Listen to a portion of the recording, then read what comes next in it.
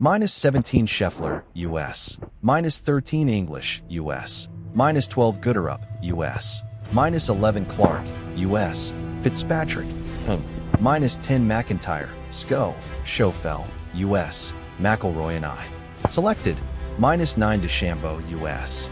-7 Rose, Hatton, -6 Aberg, Swi. Less than 1 hour after he teed off on Sunday afternoon, Scottie Scheffler had effectively won his first Open Championship title. The world number one was only walking off the fourth green, but the game was already up. A starting 4-shot advantage over the field had grown to 7 at a sun-kissed Royal Portrush in Northern Ireland.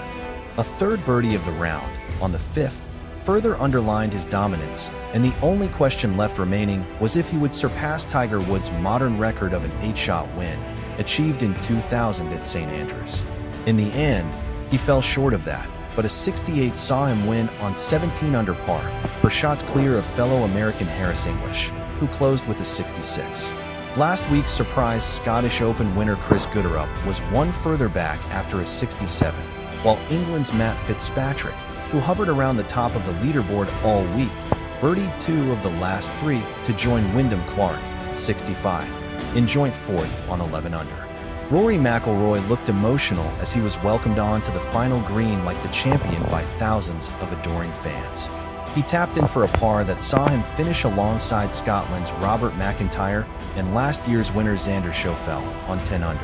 The new champion golfer of the year, though, is Scheffler, and given his recent dominance, the comparisons with Woods are only going to grow stronger. This stat adds to that feeling. A total of 1,197 days elapsed between Woods' first major victory and his fourth, the 1997 Masters and 2000 Open. A total of 1,197 days have elapsed between Scheffler's first major victory and his fourth, the 2022 Masters and 2025 Open. It is a second major title of the year for Scheffler, after winning May's US PGA Championship, and a fourth in total, adding to his 2 Masters.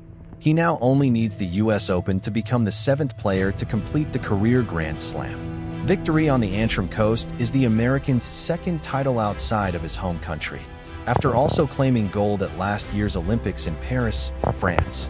It is not bad for a man who spoke at the start of the week about how professional golf was not a fulfilling life and questioned the point of pursuing victories with such zeal.